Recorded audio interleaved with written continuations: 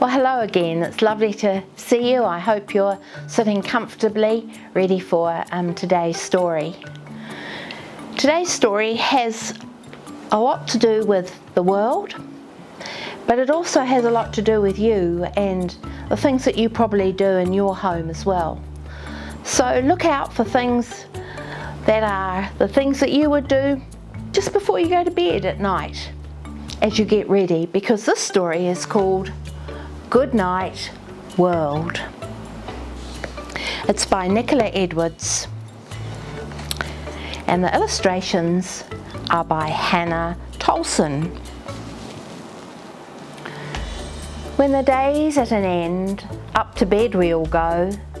The sky becomes dusky, and so the night grows.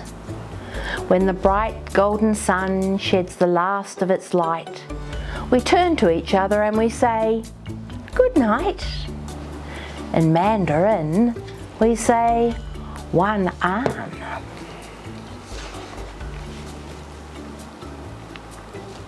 In the warmth of the bath, we build towers of foam. Rubber ducks bob along as we sail our boats home. Then we're wrapped in a towel or ready for bed. We get our good night and maybe a kiss on the head. In Russian, they would say, "Spokojной noci." In front of the mirror, we jostle for space. We splish and we splash and we make it a race. We scrub up, then file out and switch off the light. We're ready for bed and we all say, "Good night." In Italian, they would say, "Buonanotte."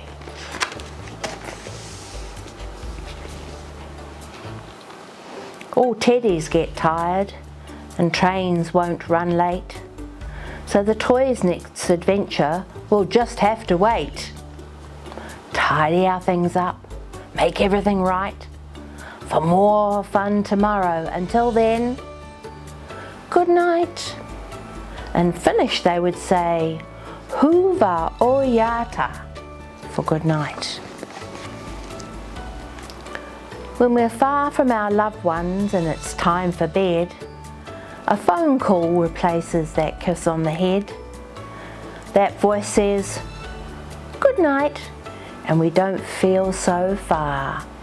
Our good night finds you too, wherever you are. In Swahili, they would say, "Usiku mwema." Lots of different interesting ways of saying good night. When we're all here together, we whisper and we giggle, and nobody minds being squashed in the middle. But soon it is time and we turn out the light. In a chorus of one voice, we all say, "Good night." In Spanish, they would say, "Buenas noches."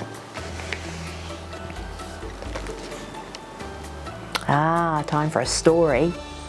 Tonight there's a tale from a faraway place with pirates and a princess and a journey into space. And slowly but surely our eyes start to close.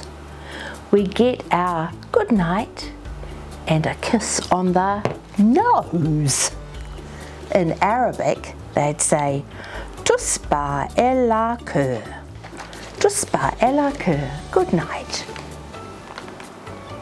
When we've spent all our time just running about and the day's wild adventures have worn us right out, we're carried to bed, we're already asleep, we get a good night, but we don't hear a peep. In Hindi, they would say, "Shubha Ratri." Maybe you're not actually at home like these people. We doze under canvas by the light of the moon. Let's find the moon, here it is. Trees rustle above us. we'll be fast asleep soon.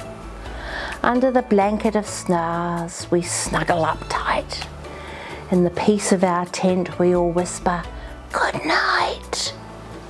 In German they would say, "Gute Nacht."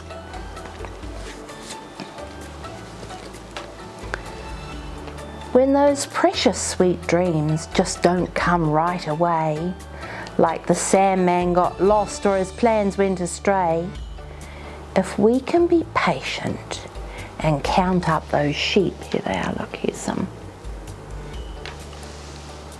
Before long, good night will be followed by sleep. In French they say, bonne nuit, good night. Bedtime is something that everyone shares, from children to chicks, and from bunnies to bears. We all get tucked up, from the big to the small, and say our good nights, one by one, each to all. In Korean, good night is chai ja yo. When the bright sun is set, up to bed we all go. We cuddle up close when the moon is aglow. We all share the same stars that twinkle by night. We all have our dreams and we all say good night. This Sunday is a very special day in the church year. It's got an interesting name. It's called Pentecost. One of the things about Pentecost, it's the time when the Holy Spirit fell upon all the people. Remember, Jesus had died, the disciples were together in a room. Jesus had told them that he would be sending something to help them, and he sent the Holy Spirit. And one of the very special things that happened that day was that people started speaking in their own languages. So everybody was speaking together in their own languages, like all the goodnight languages in this book. It's a good reminder for us that Jesus is the same today, tomorrow, every day, and no matter where we live in the world or what language we speak. Hope you enjoyed the story. Bye. I'll see you next time.